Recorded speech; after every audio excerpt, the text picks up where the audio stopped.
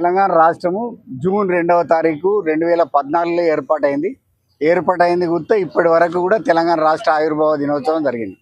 కానీ కొంతమంది మాట్లాడతారు, ఈ ముఖ్యమంత్రి మాట్లాడుతూ తెలంగాణ రాష్ట్రం ఇచ్చిందే సోనియా గాంధీ అని చెప్తాడు. తెలంగాణ రాష్ట్రం ఇవ్వబడలేదు, తెలంగాణ కొట్లాడి తెచ్చుకున్నటువంటి తెలంగాణ.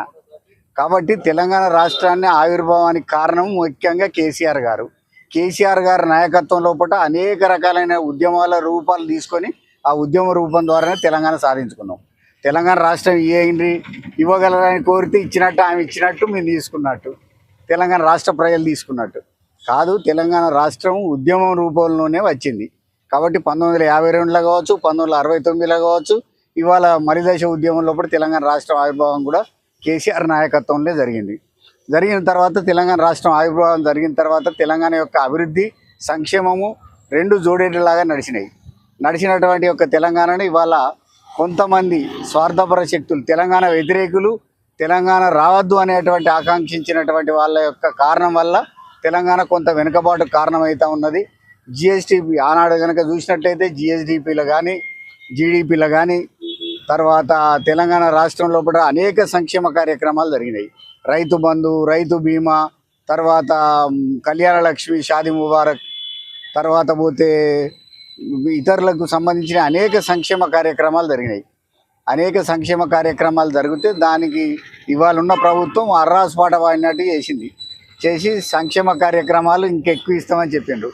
ఆనాటి ఇచ్చుడు కాదు కదా, ఇవాటి కూడా ఇవ్వలేనటువంటి పరిస్థితి ఇవాళ రాష్ట్ర ప్రభుత్వం ఏర్పడ్డాక ఇవాళ రాష్ట్రం వాళ్ళ స్వార్థమైనటువంటి కారణాల వల్లనే, వాళ్ళ స్వార్థ శక్తుల వల్లనే ఇవాళ జరుగుతున్నటువంటి సందర్భాన్ని మనం చూస్తూ ఉన్నాం.